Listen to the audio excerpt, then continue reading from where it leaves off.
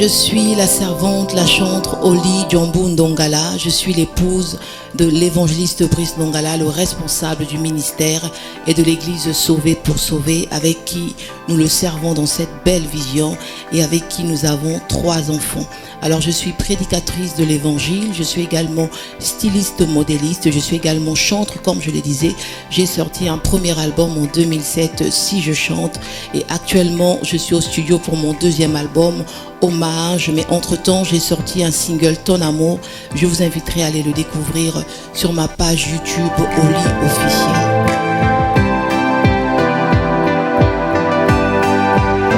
Alors par la grâce du Seigneur, je suis convertie il y a de cela une 20aine d'années. C'est vraiment une histoire d'amour qui a commencé depuis l'âge de mes 8 ans. Vraiment, le Seigneur nous a visités, moi et ma famille, parce que nous étions vraiment captifs, nous étions retenus par l'emprise, les chaînes de l'ennemi. Et depuis là, vraiment, j'ai donné ma vie au Seigneur. Depuis là, je me suis mise à part, je me suis consacrée. Et c'est une belle histoire, une course qui continue jusqu'à présent.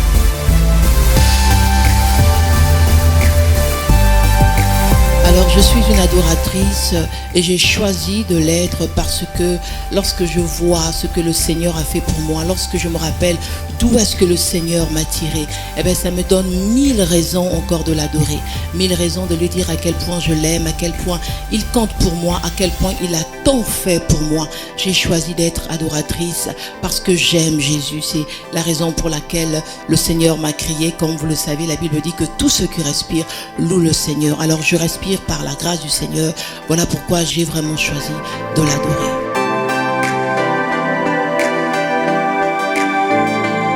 Alors le Saint-Esprit est tout pour moi. Jésus va dire, il vous est avantageux que je m'en aille, car si je ne m'en vais pas, le Saint-Esprit ne viendra pas. Et lorsqu'il viendra, il convaincra le monde en ce qui concerne le péché, le jugement et la justice. Alors moi je dirais que le Saint-Esprit est mon allié, le Saint-Esprit est mon partenaire, le Saint-Esprit est mon complice, il est mon ami intime, il est mon consolateur et j'ai besoin de lui dans ma vie chrétienne, car c'est le Saint-Esprit qui me donne la force de tenir bon jusqu'à présent. Voilà, le Saint-Esprit est mon essentiel.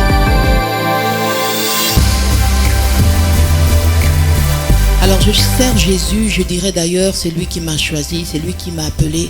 Comme la Bible dit, il y a beaucoup d'appelés, mais il y a peu d'élus. Le Seigneur m'a invité, il m'a appelé, mais il m'a également sélectionné. Et je me suis vraiment engagée dans cette armée de l'Éternel. Et je suis vraiment honorée de le célébrer, de le servir. C'est vraiment pour moi une grande responsabilité, mais à la fois aussi vraiment un privilège de le servir. Je le sers parce que lorsque je me rappelle de ce qu'il a fait pour moi, lorsque je me rappelle de la vie, de sa vie qu'il a donnée à la croix pour moi, et le Seigneur va dire que je veux que tous les hommes soient sauvés et parviennent à la connaissance de la vérité. Et il dit encore, je cherche un homme qui se lève, et je me suis vraiment proposé, je me suis vraiment disposé à répondre à son appel afin d'être une bénédiction pour cette génération, afin d'être vraiment cet instrument que le Seigneur va se servir pour ce temps de la fin, pour gagner le maximum d'âmes, pour peupler le royaume de Dieu et dépeupler le royaume des ténèbres.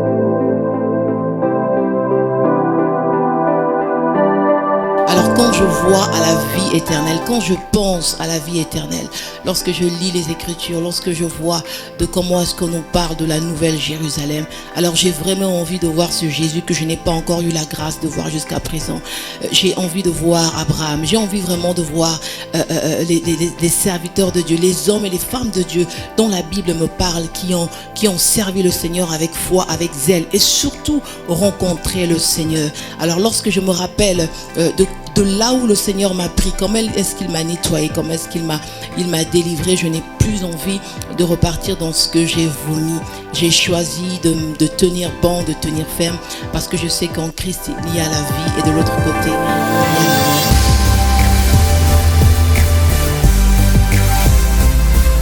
Alors mon message, j'aimerais m'adresser à une personne qui me suit en cet instant, à une personne qui ne connaît pas encore le Seigneur. J'aimerais te dire vraiment, prends la décision d'accepter Jésus dans ta vie, car Christ est la plus belle des choses qui peut nous arriver encore dans la vie. Ce monde est passager, ce monde passera. Les plaisirs de ce monde sont éphémères.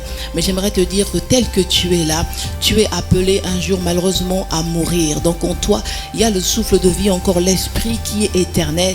Et lorsque tu mourras, la question qu'il faut se poser, où iras-tu? Alors si tu n'as pas encore accepté Jésus, j'aimerais vraiment t'inviter à l'accepter dans ton cœur, à le recevoir comme étant ton Seigneur et ton Sauveur. Et j'aimerais également m'adresser au peuple de Dieu bien-aimé dans le Seigneur. Je nous encourage encore à servir Dieu avec ferveur, avec crainte, avec révérence, vraiment avec hommage, servant-le vraiment de tout notre cœur, d'une manière désintéressée, parce que Dieu cherche des cœurs disposés. Que Dieu vous bénisse.